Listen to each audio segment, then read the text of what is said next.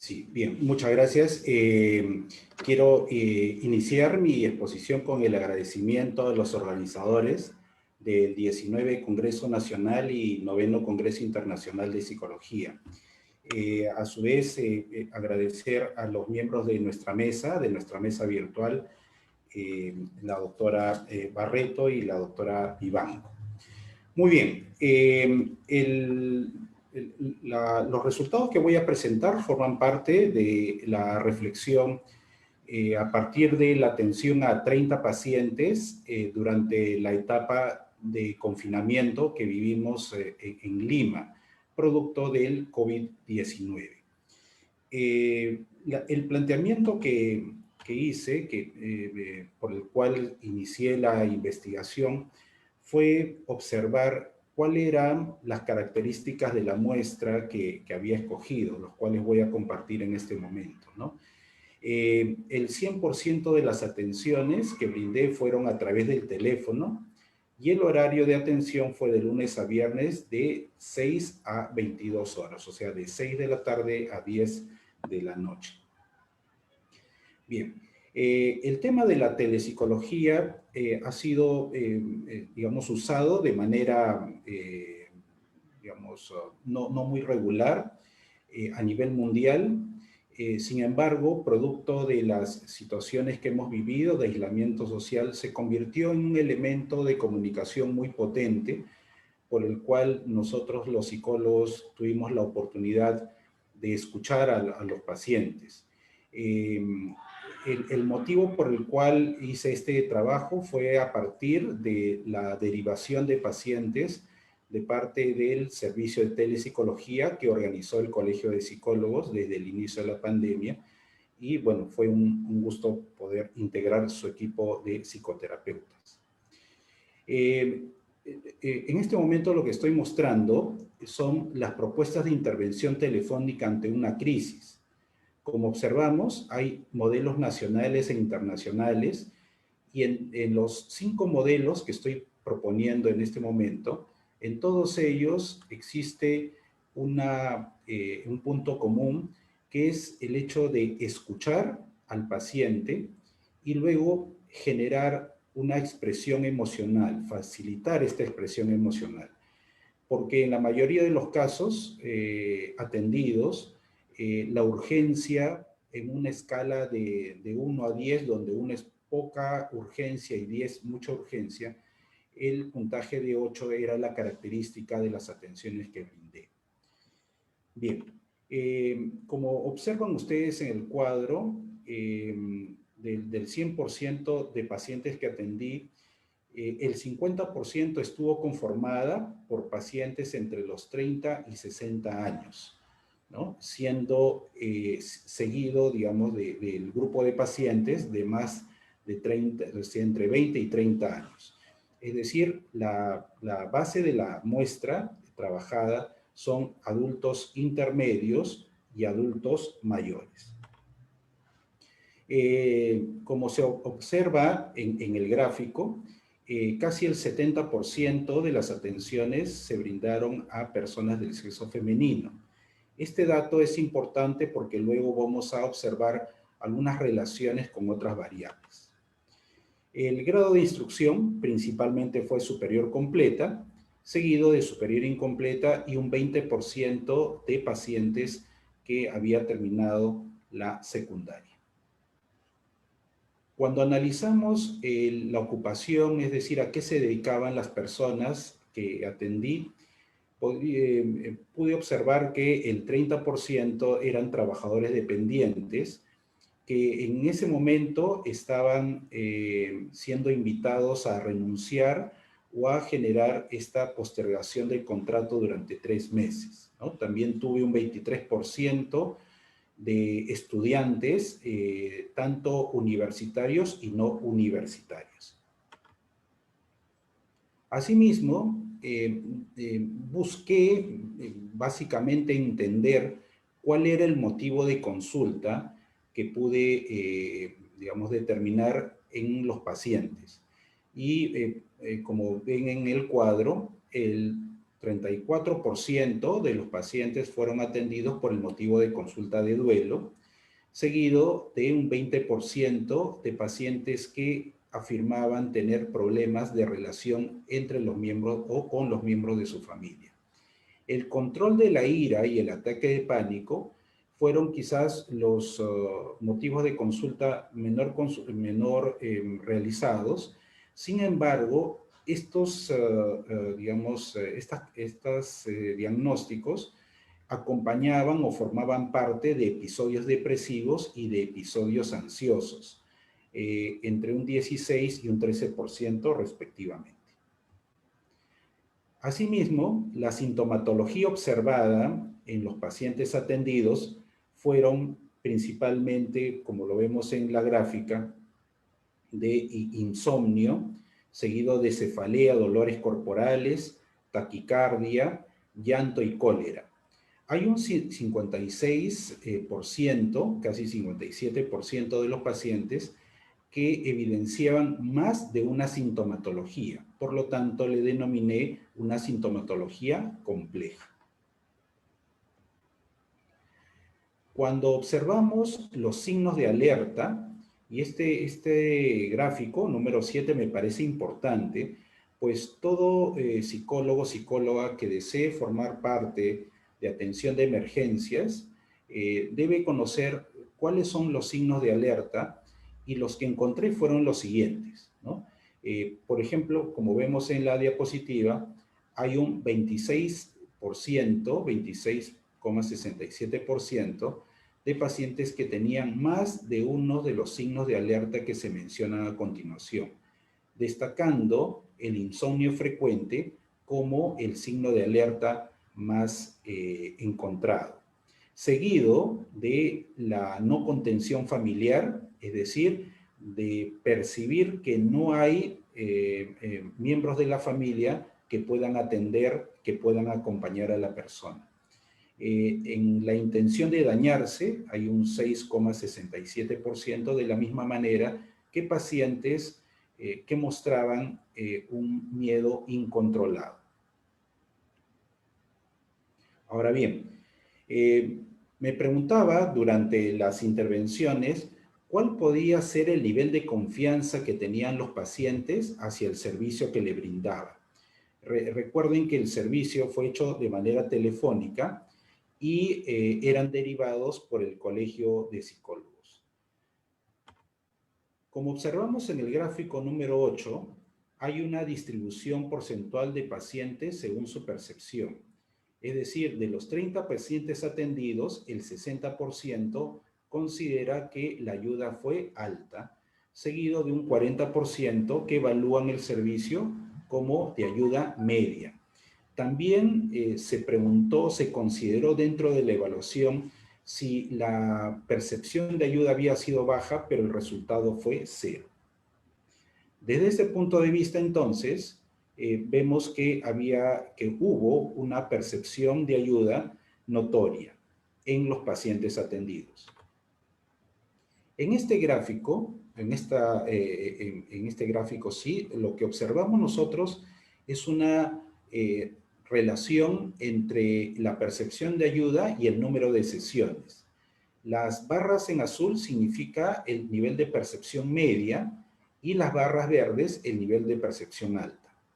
Si notamos en un rango entre 1 y 11, vamos a observar que el nivel de percepción de ayuda media correlacionaba con el número de atenciones, ¿no? Llegando a un 50% como máximo, ¿no? Pero si vemos el nivel de percepción media, también fue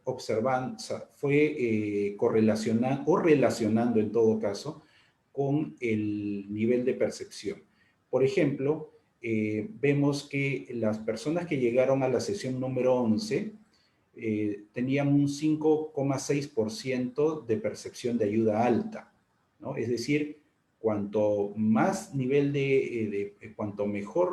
nivel de percepción de ayuda, había más tiempo en las sesiones de terapia.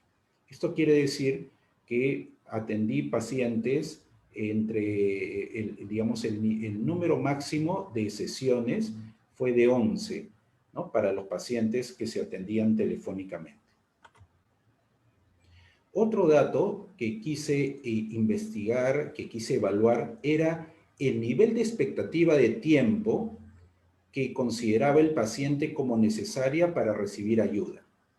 Es decir, en esta tabla lo que se observa es el nivel de porcentaje respecto a la percepción del servicio psicológico.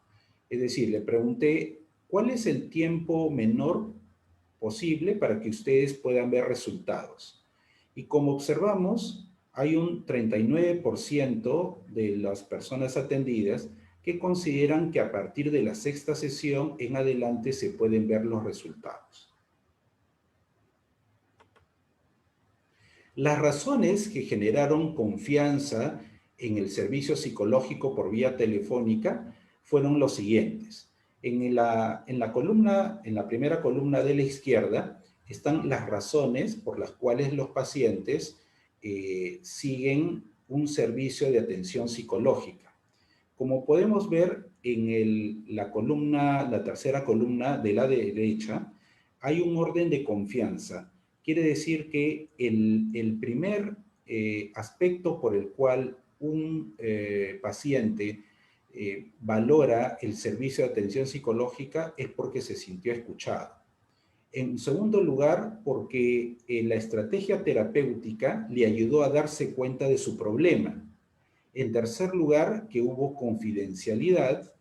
En cuarto lugar, considera el paciente que recibió consejos prácticos. Luego, disminuyó sus síntomas y obviamente que el nivel de confianza para las personas evaluadas fue porque el costo del servicio era gratuito, es decir, no había ningún costo. Entonces, esta tabla nos dice que efectivamente los pacientes tuvieron un nivel de confianza hacia el servicio de atención psicológica vía telefónica y valoro mucho la razón de me ayudó a darme cuenta de mi problema.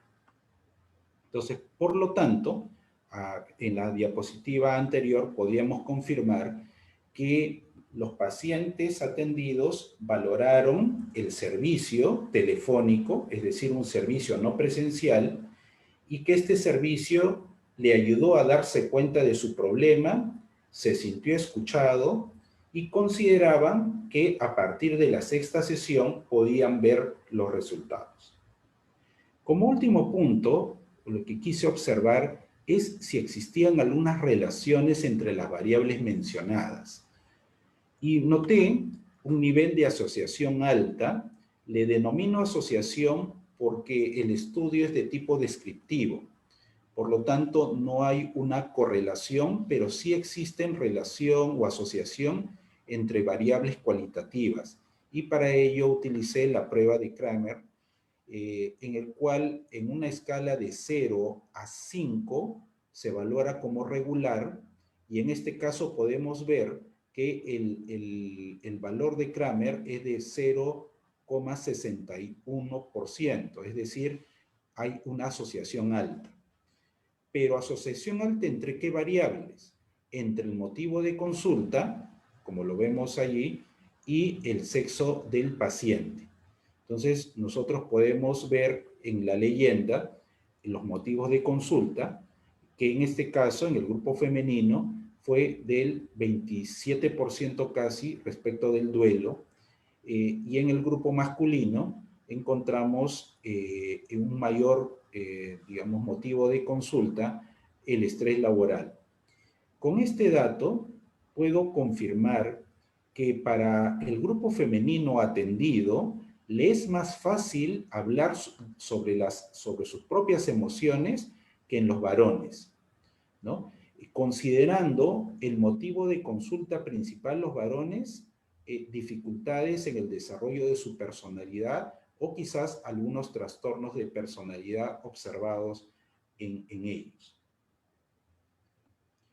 La segunda asociación alta que pude observar en la atención de los 30 pacientes es la relación que hay entre el motivo de consulta y el grado de instrucción.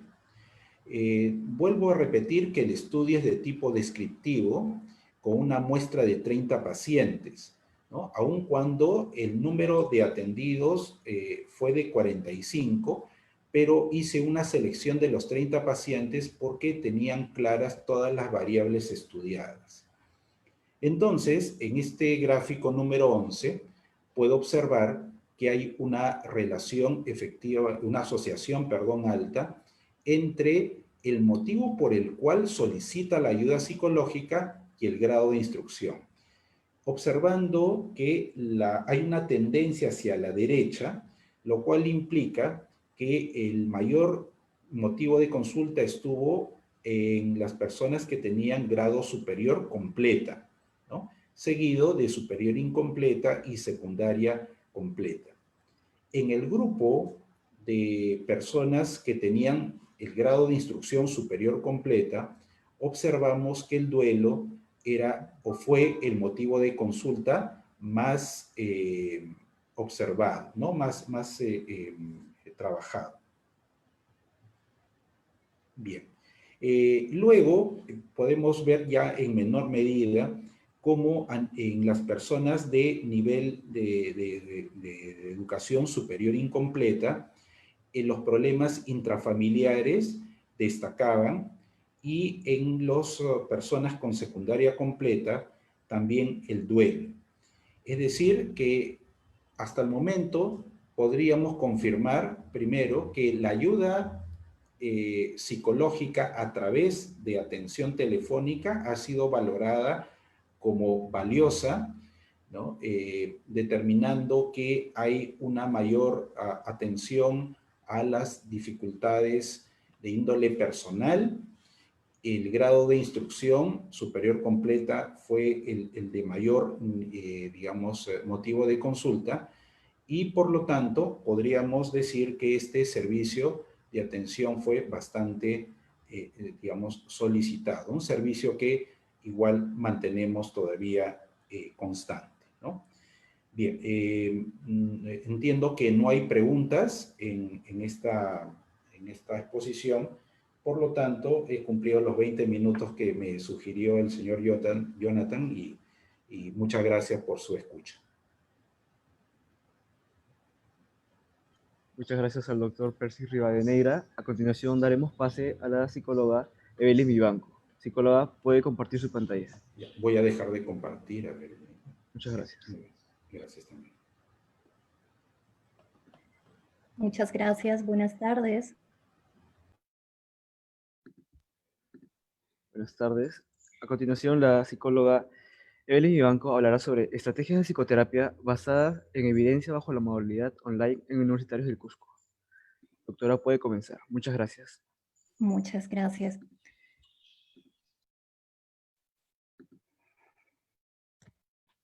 Bien. Durante la exposición vamos a intentar responder a las siguientes preguntas. ¿Cómo afectó la cuarentena a los universitarios? ¿Qué experimentaron? ¿Cuáles fueron los principales problemas que les preocupaban? ¿Puede ayudarles a solucionar dichos problemas las estrategias de terapia basada en evidencia? Bueno, el trabajo se realizó bajo la modalidad online con en total 100 estudiantes, de los cuales solamente 63 aceptaron que sus resultados salieran en esta pequeña investigación. Estudiantes de la Universidad Nacional de San Antonio Abad del Cusco durante un periodo de 4 meses durante la pandemia, haciendo uso de diferentes herramientas sincrónicas y asincrónicas.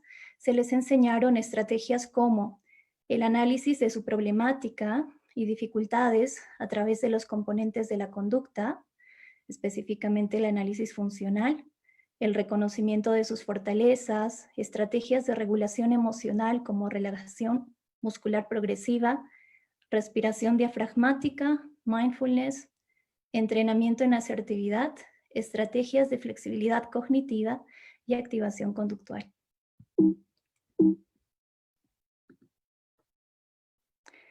Los resultados muestran, por un lado, una interesante radiografía de las diferentes dificultades que atravesaron estos estudiantes, y al mismo tiempo, al finalizar la ponencia, vamos a presentar cuáles podrían ser, desde mi perspectiva, los retos que implica esta pequeña investigación a la psicología y la aplicación de estas estrategias en un ambiente virtual. Bueno, la investigación que se realizó, que se va a presentar, es mixta, cualitativa y cuantitativa. Muchos de los datos son cualitativos que a continuación se van a presentar. Es un nivel de investigación exploratorio y a nivel transversal.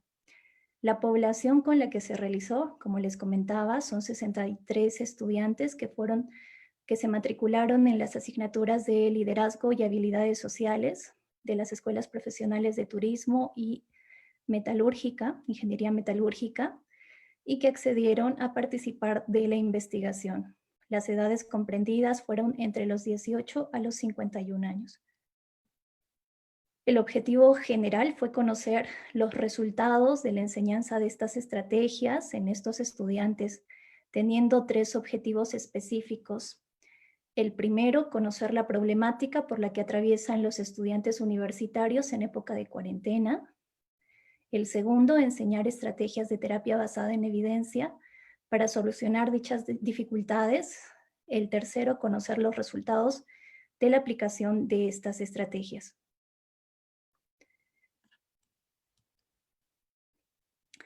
Inicialmente se les aplicó 2 cuestionarios de ansiedad y de depresión. Acá se muestran los estadísticos descriptivos de dichas variables. Vemos que la media en ansiedad es de 8.6 y la media en depresión 2.9. Abajo tenemos los indicadores. 8, un indicador 8 en ansiedad indicaría una ansiedad moderada, y un puntaje de 9 nos estaría indicando una depresión también, una depresión media. Bien, responderemos a la primera pregunta. ¿Cuáles fueron los principales problemas que los preocupaban? Se realizaron varias estrategias. La primera, haciendo uso de Classroom, que ellos pudieran hablar un poco y escribir acerca de las dificultades que tenían previa a la enseñanza de estas estrategias. He cubierto los nombres y podemos leer algunas de ellas, ¿no? Por ejemplo, el 20 de julio un estudiante comunicaba: estoy feliz de estar con mis padres, pienso que no estoy haciendo muchas cosas con mi vida, ¿cuál es mi propósito? 3, me preocupa dejarlos a mis padres, ya que soy el único hijo, ya que por estos momentos estoy acompañándoles y cuando les deje. Este otro estudiante pone: los pensamientos existenciales son los que más me angustian, accidentes, pérdida de seres queridos, fracaso, pensamientos negativos. Otro estudiante publicaba el 10 de agosto, estimada profesora, de cara a esta nueva forma de vida siento miedo por cómo se comportará la situación socioeconómica de nuestro país y del mundo. Yo tengo la responsabilidad de sostener a mi familia y desde que perdimos el trabajo veo mermadas mis posibilidades y esto amenaza económicamente las obligaciones mensuales. 2, siento rabia al saber que este virus fue creado para destruir a la población más débil y tal vez nada lo detenga. Me preocupa pensar que después de este COVID venga una amenaza mayor y que nos quite todas nuestras libertades, y me preocupa los niños y los ancianos. 3, me veo en la obligación de salir a laborar, consciente de que me expongo a un contagio y esto podría amenazar la tranquilidad y salud de mi familia, pero debo hacerlo para generar economía como muchos de mis amigos. Otros estudiantes colocaban: exponer durante un largo periodo de tiempo, aunque sea de manera virtual, me causa ansiedad. No saber cuándo regresaré a Cusco, temor a jalar los cursos, no regresar a mi familia antes de la pandemia, presentar un trabajo monográfico, tal vez sea tristeza o molestia, etcétera, etcétera. Después de este primer trabajo en el cual ellos compartían sus dificultades, se les enseñó la escala analógica visual y el análisis funcional. La escala analógica visual se tomó de Mind over Mood de Christine Padesky, donde expone diferentes estrategias para el control de los estados emocionales. Se les dio las siguientes instrucciones, ¿no? Que ellos describieran en la escala analógica visual la situación que más les preocupaba y eso mismo que lo formularan en un análisis funcional. Voy a presentar algunos de los resultados. Por ejemplo, donde coloca que una de las situaciones que más le preocupa es enfrentar un nuevo empleo y un nuevo jefe. Y acá más o menos van colocando de 0 a 100, donde 0 sería cuando esa ansiedad y ese estrés definitivamente no están. 50 sería moderado y 100 sería muy fuerte, muy intenso. Él pone en 0, físicamente se siente relajado, feliz, sonriente, con dominio de sus funciones, 100%, temor a cubrir la expectativa de nuevos jefes, sin dominio de las funciones, vergüenza, roche. Otra problemática, ¿no? Dice, soy muy celoso de mi enamorada. Un 50% reconoce que es cuando su enamorada le empieza a hablar de otras personas, se pone muy celoso, su imaginación dice que está enamorada de otro hombre que no la ama. 100% cuando mi enamorada me empieza a hablar de sus exparejas, me pongo muy rabioso, mi imaginación dice que quiere volver con él, entonces me pongo rabioso, me dan ganas de buscar a esa persona y golpearla. Bueno, les pongo algunos ejemplos de lo que se trabajó con la escala analógica visual. Y luego también se les pidió que reconocieran esta problemática, se les enseñó cómo hacer el análisis funcional, se les enseñó también que pudieran identificar algunas variables culturales que podrían estar influenciando a que este problema se perciba de una manera mucho más intensa. Las variables culturales, el modelo de las variables culturales se seleccionaron del método Addressing y bueno, algunos de ellos la colocan, por ejemplo, en el de la izquierda. Vemos que dentro de la salud genética y física no reconocen que hubiera algún problema físico o genético que le está molestando. En religión y espiritualidad pone dogmática, cultura, natural del Cusco. ¿Qué situación ambiental dispara sus dificultades, los problemas tal vez que esté atravesando en esos momentos? Dice, dar una conferencia sobre mis logros, ¿no? Pensamientos, no sé qué decir, me pondré nerviosa, pensarán que soy ególatra, emociones. Acá se les pidió que reconocieran una situación que estaban pasando actualmente. Algunos, ¿no? Colocaron situaciones pasadas que todavía les afectaba, como en esta situación. En el de la derecha tenemos una situación propia de la universidad, situación disparadora, exposición con un docente exigente. Pensamientos, recuerdo las veces que expuse en mi colegio, cuando tartamudeaba, mis compañeros me entendían y se ponen a bromear con respecto a mi sentido del humor o en otras situaciones, emociones, ansiedad, emoción. Por un lado, se les pidió que hicieran este análisis funcional de acuerdo a la situación problemática y por otro lado, después de trabajar con sus fortalezas, se les pidió que replantearan esta situación problemática, cómo sería si es que ellos tuvieran en cuenta las fortalezas, como en este caso su sentido del humor, cómo hubiera resultado esa situación teniendo en cuenta sus fortalezas. Y definitivamente las emociones disminuyen y también las conductas son mucho más positivas. Otra estrategia que se utilizó para el curso fue que ellos pudieran compartir de manera virtual, haciendo uso de una aplicación que se llama Padlet, acerca de sus dificultades. Lo primero que se hizo para utilizar esta estrategia fue leer cada uno de los análisis funcionales que ellos habían planteado y se clasificó en 5 grupos de acuerdo a la problemática común que los aquejaba. Uno de los grupos de discusión tenía que ver con las dificultades relacionadas a presentar tareas, dar exámenes, y ellos fueron compartiendo, ¿no? Haciendo uso de lo que habían aprendido del análisis funcional, cuál era la situación, cuáles eran las emociones, los pensamientos, las conductas que aparecían en esas situaciones, además de colocar cuáles eran las estrategias que normalmente utilizaban para lidiar con esa situación. Después de que todos publicaron, o la mayoría de ellos publicaron en el Padlet, bueno, de forma anónima, solamente me colocaban el código para yo reconocerlos. Ellos tenían que leer por lo menos de 3 de sus compañeros y sugerir un poco, observar qué acciones distintas hacían sus compañeros con relación a lo que ellos estaban realizando.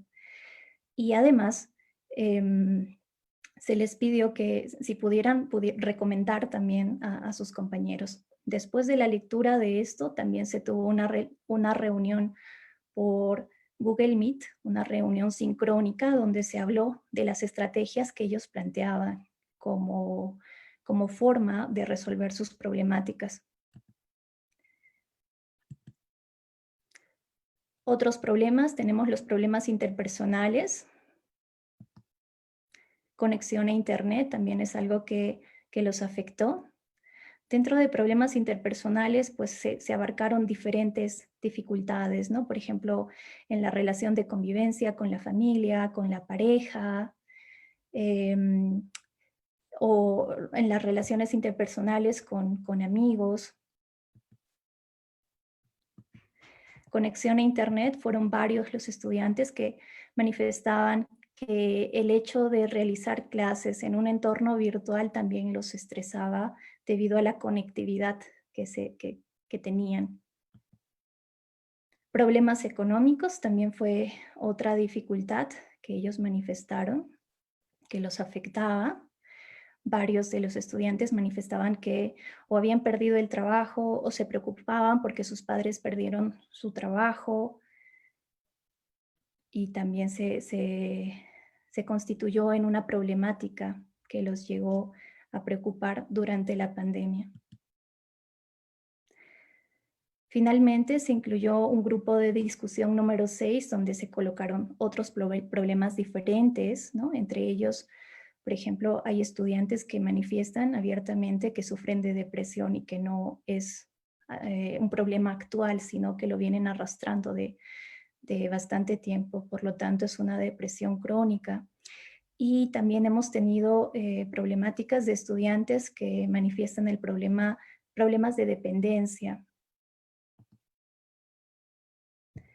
Bien, otra estrategia que se utilizó luego de que ellos pudieran identificar y compartir la problemática que los aquejaba fue todo el tema de la educación emocional. Para ello se revisó un poco los protocolos transdiagnósticos para los estados de ánimo y se les explicó de forma psicoeducativa y se reflexionó también por medio de Google Meet acerca de la función de cada una de las emociones, de las características de cada una de las emociones y de cuándo considerar que estas ya son peligrosas, cuando ya hablamos de un trastorno. Sin embargo, como estrategia, como evidencia, bueno, no se tiene, ¿no? Simplemente se hizo la grabación en Meet y bueno, no les voy a presentar eso tampoco. Otra estrategia que se trabajó luego fue la enseñanza de estrategias de regulación emocional. Entre ellas se les enseñó mindfulness, algunas estrategias específicas como la melodía del silencio, que es una estrategia de mindfulness informal, de la práctica informal, donde se les pide a los estudiantes que se concentren en los diferentes sonidos que experimentan, puntos de contacto, caminar consciente, la respiración de 3 minutos, que esto fue creado por la terapia basada en mindfulness para la depresión, Se les enseñó también relajación muscular progresiva y después de enseñarles se les pidió que ellos escogieran y practicaran durante una semana las estrategias que más les gustaran y luego lo comentaran. Algunos de sus comentarios fueron, voy a presentar algunos porque son muchísimos, ¿sí? En el ejercicio de encontrar la respiración, pude sentir esa sensación de gozo y relajación, más en la parte de mi pecho. Pude entender que al hacer eso, me di cuenta que es una sensación capaz de controlar mi estado de ánimo, ya sea al estar enojado o muy feliz. Y en el ejercicio de caminar pude sentir una sensación de que estoy conectado con la tierra y que tengo que hacer muchas cosas para devorar el mundo. Esa sensación es muy gratificante. En el ejercicio de relajación muscular, mi experiencia fue de las mejores porque pude notar tanto estrés almacenado en mi cuerpo, pude liberar todo eso. Otros estudiantes colocan, recuerdo que me asomé al balcón y respiré muy profundo. Perdonen. Y sentí que todo era más tranquilo y me di cuenta de que todo estaba más pausado. Otros estudiantes sentí mucha paz, es una mejor terapia de relajación. Uno de ellos coloca, me costó porque mi mente no salía de ese miedo, ¿no? Porque él utilizó, por lo que comenta, utilizó la estrategia cuando estaba experimentando un miedo muy intenso. Y él dice, me costó porque mi mente no salía de este miedo, preocupación por los exámenes, de hecho, si desaprobaba, qué pasaría, etcétera, pero respiré y decidí hacerlo. No entiendo cómo funciona la mente o memoria, pero al finalizar no pasó lo que esperaba o lo que en las anteriores veces pasó, olvidarme de mí. Aquí el miedo no se desvaneció, por lo que al anotar lo que había pasado me di cuenta que cuando tengo miedo de algo, se queda en mí, no puedo dejarlo. Pero hay algo bueno, este ejercicio se quedó en mí. Cada vez, desde la última vez, ahora solito voy a hacerlo, ¿no? Eso es algo que también plantea, por ejemplo, dentro de las estrategias mindfulness, vemos que no siempre nos va a calmar la ansiedad. De hecho, de lo que se trata es de darnos cuenta de lo que estamos experimentando, de darnos cuenta de cuál es nuestra experiencia en estos momentos, ¿no? Modifica la relación que tenemos con la experiencia del momento presente. Otra estrategia, perdonen, otra estrategia que se utilizó, lo lamento, fue el entrenamiento asertivo, donde ellos primero reconocieron la situación donde experimentaban que tenían un nivel de asertividad no muy bueno o que les causaba incomodidad, una incomodidad media ser asertivos. Esto lo expresaron a través de un Padlet, donde también se les pidió que describieran cuál era la escena que les gustaría mejorar, quiénes eran las personas que estaban implicadas, cuándo, en qué momentos, cómo. Y luego se les pidió, bueno, se les enseñó primero y se les pidió a ellos que crearan su guión asertivo. Primero, identificando cuáles eran los derechos asertivos que creían que querían reclamar por medio de escribir este guión asertivo, ¿no? Y luego empezaran a seguir los pasos del método escala del entrenamiento en asertividad. Finalmente, la última estrategia que se les enseñó, bueno, fueron estrategias destinadas a ayudarles a encontrar un propósito. Acá mezclamos diferentes estrategias. Utilizamos la estrategia esto está mal escrito, del Matrix, de la terapia de aceptación y compromiso. Utilizamos el cuestionario de valores, el establecimiento de metas y objetivos y acciones comprometidas, un poquito mezclando con lo que es ACT. Y acá se presentan algunos ejemplos de lo que ellos iban identificando, iban puntuando, ¿no? El cuestionario de valores, donde primero identifican cuáles son los aspectos de su vida que ellos consideran más importantes. Y bueno, también se les pidió que identificaran qué tan consistentes son con esos valores, qué tan consistentes son sus acciones con esos valores. También se les enseñó, bueno, la forma de plantear sus objetivos, ¿no? Los objetivos que salen a partir de estos valores por medio de los objetivos SMART u objetivos inteligentes, donde ellos van identificando de forma específica, medible, alcanzable los diferentes objetivos. Se utilizó también esta estrategia, esta ficha que es de ACT, donde es un poco parecida a la anterior, a los objetivos SMART, pero con el añadido de que se identifican también cuáles son las barreras y los obstáculos y qué podrían hacer ellos para superar esas barreras y esos obstáculos. También construyeron su matrix, donde identificaban quién, qué es importante, ¿no? Y lo que los aleja de esto, qué suelen hacer y qué pueden hacer para acercarse más a estas metas. Bien, la mayoría de los estudiantes identifica cada una de estas estrategias como muy importantes para ayudarles en sus dificultades. La mayoría lo puntúa entre 4 y 5, que son muy importantes o importantes. Acá tengo algunas reflexiones, ya no lo voy a leer, porque igual tenemos a la otra ponente que también va a exponer.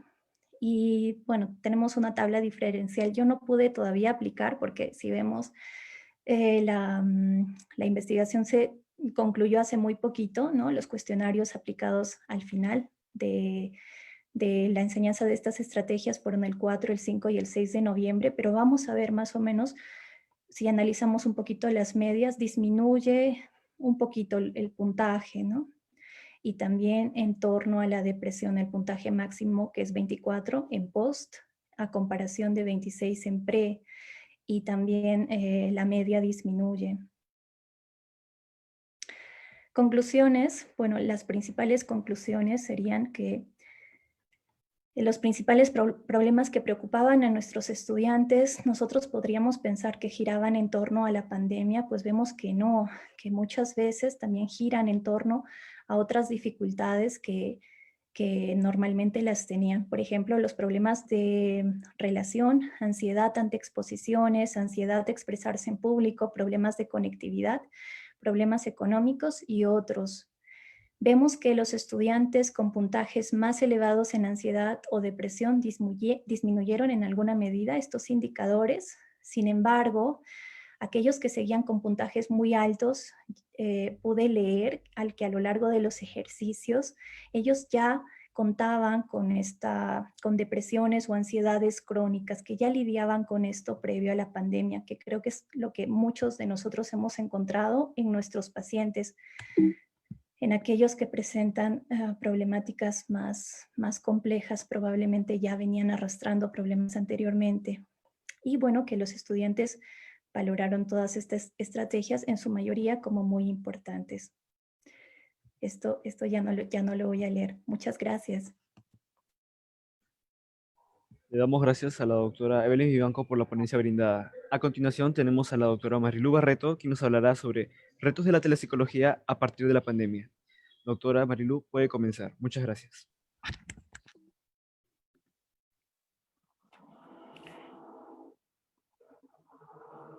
Estos retos de la telepsicología a partir de la pandemia ha planteado para muchos de los psicólogos y profesionales del área de la salud, especialmente en el área de la salud mental, una suerte de dinámica cambiante, ¿no? En la cual el psicólogo o la psicóloga ha debido adaptar a sus atenciones las demandas que ha generado en esta oportunidad la pandemia del COVID-19. En primer lugar, la situación de aislamiento por la que estamos atravesando determina en nosotros una falta de contacto a la que estábamos acostumbrados.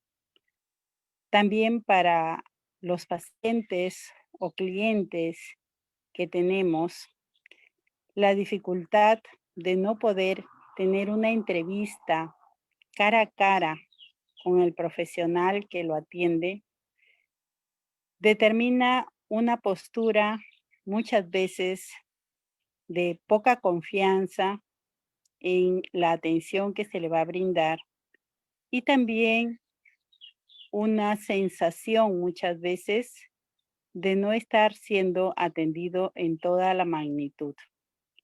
Por lo cual, para los profesionales, psicólogos, educadores y otros profesionales, ¿no?, que atendemos de manera virtual en este momento, han surgido algunas demandas muy urgentes para poder paliar estas dificultades. En primer lugar, la atención a distancia, que implica adaptar un ambiente apropiado con los instrumentos, con los implementos, como puede ser un computador, un lugar silencioso y adaptado para la atención, así como también la ausencia de ruidos o interrupciones, que en este momento, dada la situación que vivenciamos, es muy difícil o complicado. Sin embargo, este es uno de los más grandes retos o dificultades que se presentan, la cuestión de la ambientación y el lugar privado de atención, exento de ruidos y de interrupciones. Al atender al cliente o paciente, también se ha de contemplar la situación de atención continua o constante que debe tener el profesional para la persona que estamos atendiendo. En este sentido, la empatía, el poder llegar a nuestro cliente, se hace una necesidad bastante urgente y prácticamente indesligable de la atención.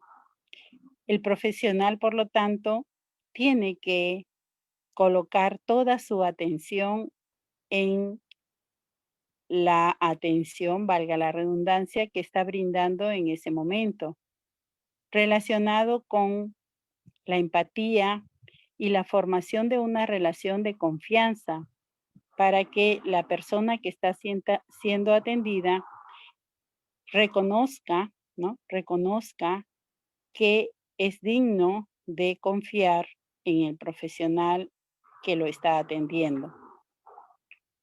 Otro de los retos que enfrenta la telepsicología en este tiempo de pandemia es también el empleo del recurso TICS a través de las diferentes formas.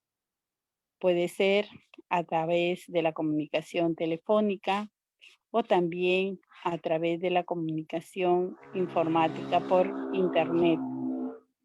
Pero también existen los medios de comunicación a través de lo que son las redes sociales, el correo y las otras formas que puede agenciarse el psicólogo o el profesional para poder brindar la atención al paciente o cliente que está atendiendo.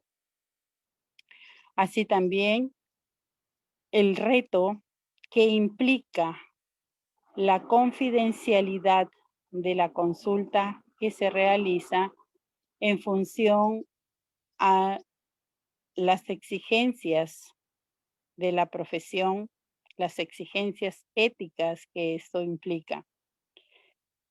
La confidencialidad también se vuelve un reto en este tiempo, puesto que el psicólogo o profesional de la salud, al estar brindando la atención, se ve en el compromiso de conservar fielmente la privacidad de los datos que le están siendo confiados, así como también de la identidad de la persona a la cual está atendiendo. De otro lado, el reto de poder desarrollar las sesiones dentro de las atenciones que se brindan, las sesiones en una continuidad de un tiempo determinado, en las cuales tanto el profesional como el paciente que se atiende pueda sentirse cómodo en las diversas sesiones y además de sentirse cómodo también evaluar lo que es la eficiencia de las atenciones que está recepcionando. Esto va a exigir al profesional de la salud que pueda tener una metódica ya de costumbre, pero ahora conservando la clasificación y la iniciativa que pueda tener dentro de la delimitación del número de consultas que requiere para un determinado caso, lo cual lo va a estar determinando en el plan de acciones para cada una de las atenciones terapéuticas que tenga. Así, por ejemplo, el hecho de que no esté siendo una consulta presencial no implica que haya que descuidar, por un lado, la reserva de los datos que se recepcionan y por otro lado, el plan de acciones protocolizado para cada uno de los casos que se atienden.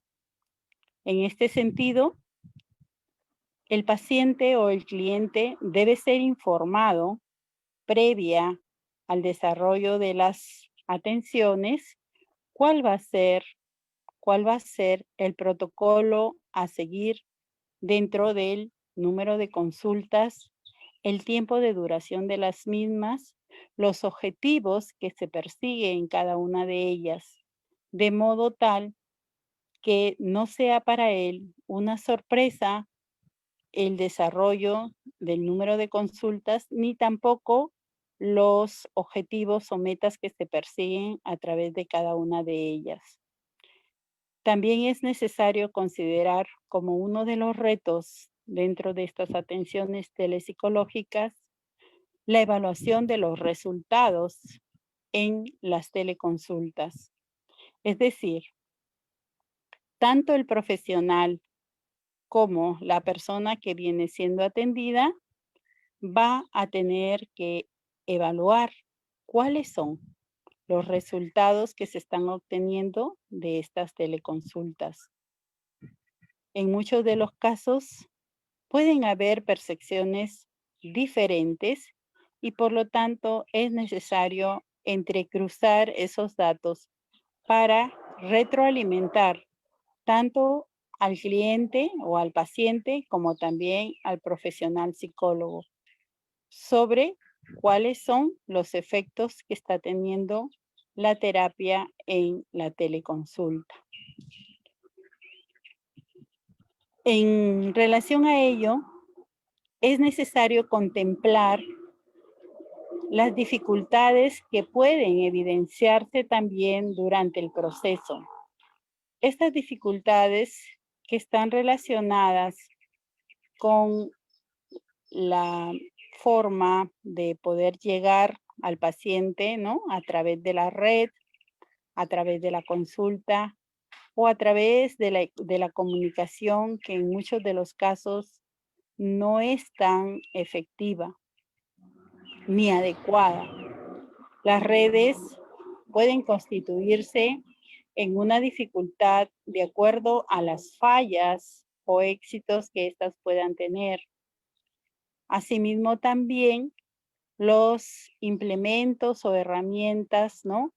O canales a través de los cuales llega la información, que puede ser el teléfono, la computadora o de repente alguna otra red a la que pueda acceder tanto el profesional como el cliente.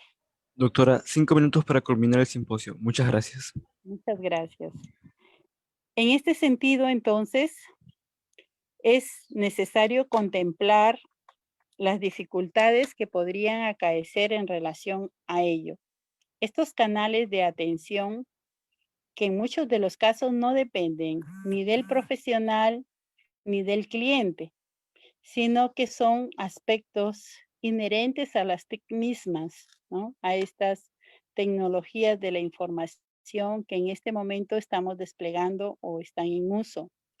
Entonces, por lo tanto, es necesario que veamos alternativas frente a ello, ¿no? Por ejemplo, cuando el cliente ve interrumpida su comunicación por una red inefectiva, ¿cuál es la alternativa para poder proseguir en la consulta?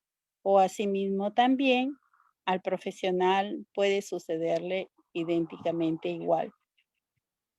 Es necesario también, por último, para terminar, contemplar que las acciones de la ética profesional no deben dejarse de lado dentro de lo que es esta teleconsulta o telepsicología. Las implicancias que tiene nuestro código de ética necesariamente deben cumplirse a cabalidad, siendo este uno de los más grandes retos que enfrenta el psicólogo, puesto que, dado la situación que atravesamos, en muchos de los casos podrían dejarse de lado. Muchas gracias por su atención.